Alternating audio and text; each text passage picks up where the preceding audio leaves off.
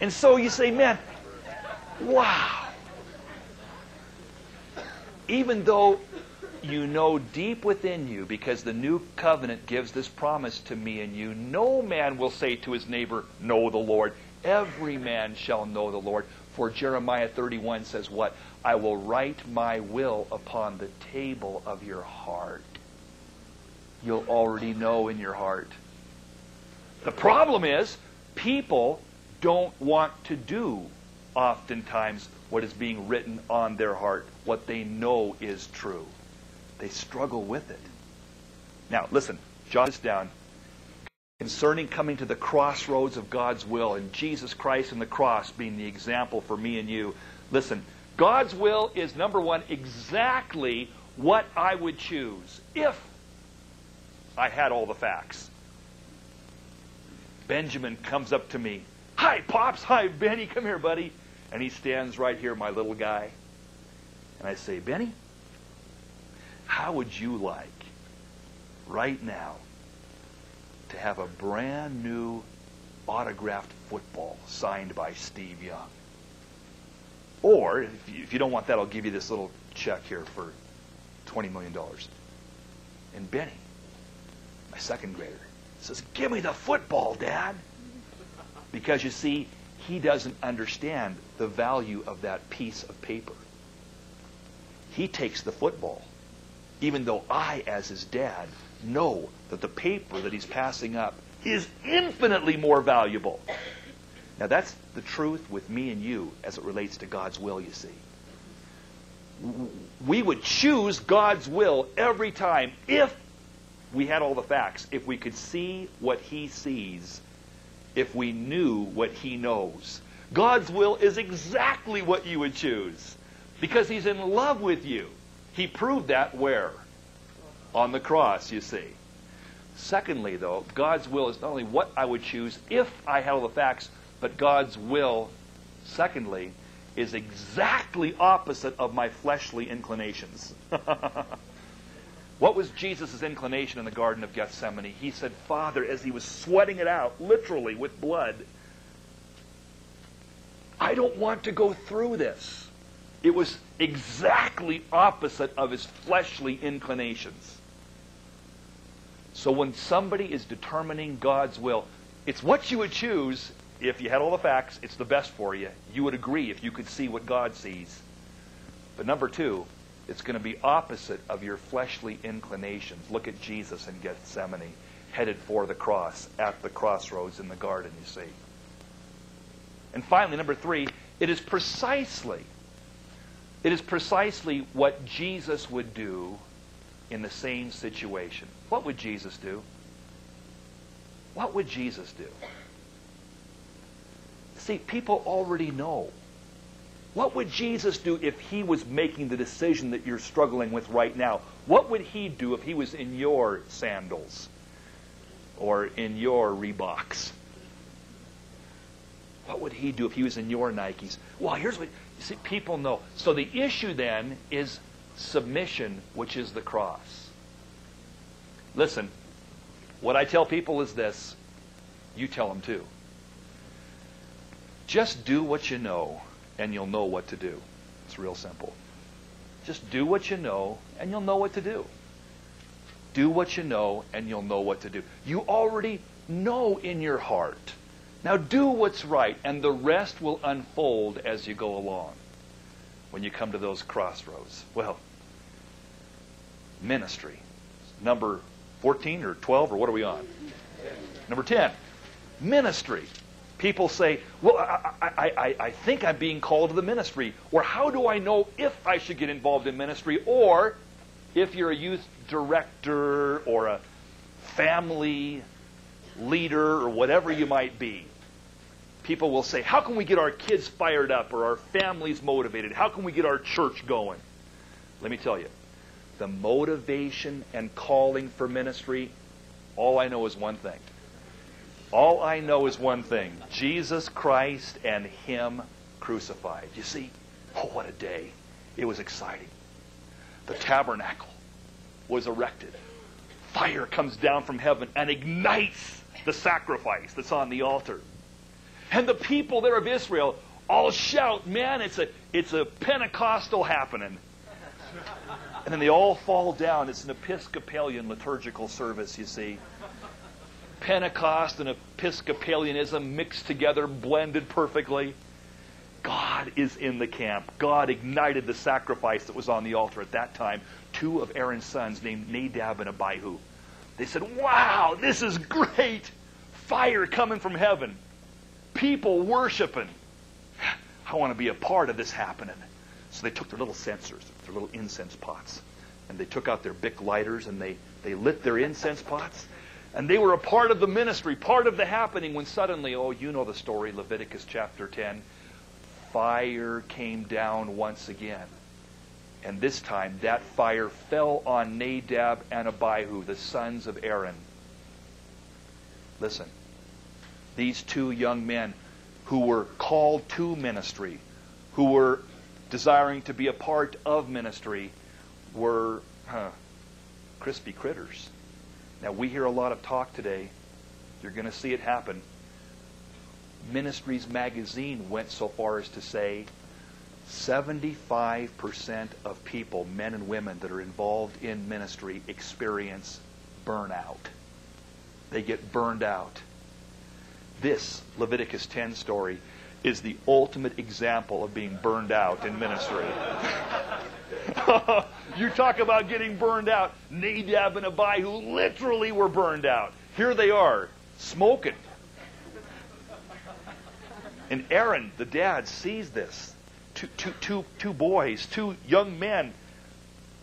And then the Lord says to Aaron through Moses, offer unto me no strange fire, lest you die. Strange fire? You see, here's the deal. People get burned out in ministry because oftentimes they get involved with ministry for the wrong reasons. What reasons? They say, I just want to see people get saved. That's my desire. So sign me up. But what happens if, like Jeremiah, you preach for 40 years and no one responds to you whatsoever? What happens? You start your church, you open up that Bible study, you get involved, and nothing happens. Like Jeremiah, 40 years he preached faithfully and nothing. You'll get burned out, and you'll say, oh, I give up. Burned out. Or others say, no, I'm in it because, you see, I just want to help people out. I want to see them do better. I want to help Christians be stronger. Well, people, all of us, humanity is funny. And I'll tell you a secret. The people that you often help out the most are going to end up doing you in. That's just because people, we're funny. This thing called humanity. We're depraved. You know that? The flesh is still a part of us. And if you're doing it for people, what's going to happen when the people that you gave the most to turn their back on you? What's going to happen when they walk away from you or stick a knife in your back? You're going to say, I'm out of here. I'm burned out. Enough of this. No, I'm in the ministry, others say, just because it makes me feel good. It warms me up inside. Well, what happens when something else makes you feel good, like snowboarding? Or warms you up inside, like surfing? You're going to say, well, I'm going to go snowboarding or surfing or whatever. That's going to be my new passion. Or her, or him, or whatever it might be. Burn out. Well then, John, you mean to say that we're not to be involved in ministry for the reason of seeing souls saved? Or for helping people out? Or because it makes us feel good? Right. Then what's the motivation? Strange fire are those things that I just listed to you. The true fire was the fire sent from heaven that came down and burned, consumed the sacrifice that was on the brass altar. That brass altar speaks of, and that sacrifice is a picture of Calvary and Jesus Christ, the Lamb of God. What are you saying, Pastor John? Just this, gang. The only thing that will keep you burning brightly all the days of your life, and never burning out, and never giving up, and never turning back, the only thing that will keep you on fire is not people or self-satisfaction or even seeing revival happen. The only thing that will keep you on fire is when you see Christ hanging on the tree for you, because He's in love with you and because He died to deal with the sin that would damn you. And you say, you know what, Lord? You were really on that tree, weren't you? Not just theology, not just notes in a notebook, not just a nice devotional thought for some morning, but that's what you did. You so loved me that you gave yourself to die on that tree. Paul would then say, it's the love of Christ that constrains me, motivates me. Now listen, it is not my love for Him. It's the love of Christ for me that motivates me. His love for me, what He did on that tree, proving what He thinks and feels about me, motivates me. It is not about the response of people or the lack of response from people. It is not about how I feel. It is about what He did and how He loves me. If any man in this room, if any gal who's sitting here today truly sees Jesus Christ and Him crucified, you will devote your whole life to serving Him, whatever that might mean, and you'll never burn out, ever. Strange fire. Other reasons will take you down and wipe you out, but not Calvary, not the cross. It's the love of Christ that constrains me. Evangelism, number 12. 11, whatever we're on. Evangelism. John chapter 12. Listen, what did Jesus say? He said, and if I be lifted up, I will draw all men to me. You know what? In the school that I came from, I got to share this with you. They made evangelism real complicated. They said you got to be relevant culturally. You got to be relatable generationally. You got to relate to the culture. They had these cross-cultural kinds of studies that you would do. You got to figure out how to be relatable to the kids if you're in your 40s, to figure out how to talk to people that are in their 20s.